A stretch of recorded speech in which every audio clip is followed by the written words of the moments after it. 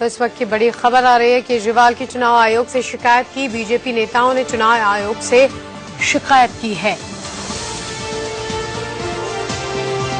तो केजरीवाल ने सतीश उपाध्याय पर जो आरोप लगाए थे उसी के संबंध में बीजेपी ने अब चुनाव आयोग से केजरीवाल की शिकायत कर दी है। इस वक्त की बड़ी खबर, बीजेपी ने केजरीवाल के खिलाफ शिकायत की है। इलेक्शन कमीशन का दरवाजा खटखटाया है और इलेक्शन कमीशन के पास जब शिकायत करने के लिए गए थे बीजेपी के प्रदेश अध्यक्ष सतीश उपाध्याय, उस वक्त की तस्वीरें हम आपको दिखा रहे हैं। केजरीवाल की चुनाव आयोग से शिकायत की है। सतीश उपाध्याय ने एक दिन पहले भ्रष्टाचार के आरोप लगाए थे कि अरविंद केजरीवाल ने सतीश उपाध्याय के खिलाफ।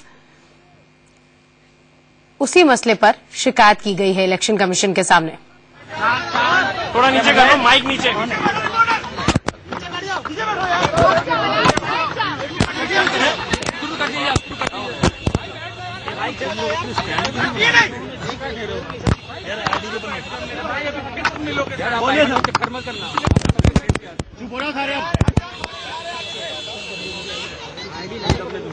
शुरू करें? किसका? आपका? मेरा? नहीं यार, हरीश। आज भारतीय जनता पार्टी का एक डेलीगेशन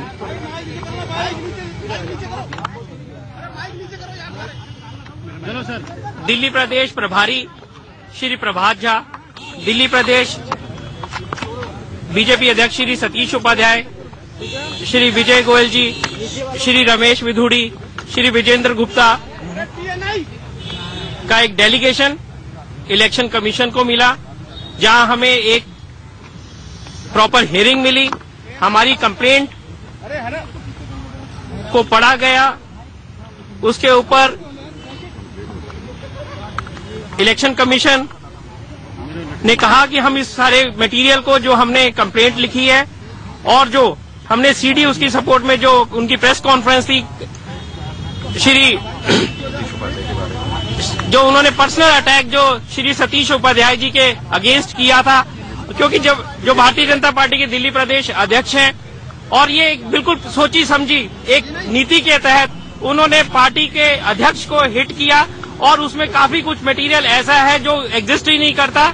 जैसे कि 6 कंपनियों में से 2 कंपनियां एग्जिस्ट नहीं करती, 2 कंपनियां ऐसी हैं जो सिर्फ ऑपरेशनल है, बाकी जो 2 कंपनियां हैं जिसमें कभी बिजनेस हुआ और आज नहीं है, उन सब के बारे में हमने इलेक्शन कमीशन को कहा। मॉडल कोड ऑफ कंडक्ट बड़ा क्लियरली ये कहता है कि जब मॉडल कोड ऑफ कंडक्ट लागू हो जाता है उस समय किसी भी कैंडिडेट या किसी भी पार्टी को लेकर आप उनकी पॉलिसीज को लेकर आप उनका क्रिटिसिज्म कर सकते हैं। आप किसी भी पर्सनल लाइफ में पर्सनल इश्यूज को लेकर अनऑथेंटिक अनवेरिफाइड मटेरियल को आप किसी को भी पब्लिकली क्रिटिसाइज नहीं कर सकते, डिफेम नहीं कर सकते। और ये मॉडल कोड ऑफ कंडक्ट में स्पेसिफिकली प्रोवाइडेड है कि आप कोई भी इस तरह का अगर आप करते हैं तो इलेक्शन कमीशन के पास पावर है ऐसे व्यक्ति के खिलाफ कानूनी कार्रवाई जो भी वो कर सकते हैं। ऐसा उन्होंने हमें इलेक्शन कमीशन ने कहा है कि हम इस सारी आपकी कंप्लेंट के तथ्यों को जानेंगे और उसके बाद में जो भी हमारा वो डिसीजन लेंगे वो आपको कम्युनिकेट करेंगे। और इसी पूरे एलिगेशन पर बात करते हैं इंडिया न्यूज संवाददाता संजय शर्मा इस वक्त फोन लाइन पर हमारे साथ जुड़ गए हैं। संजय जी, ये बताइए कि अब क्या मुश्किलें बढ़ जाएंगी केजरीवाल के लिए?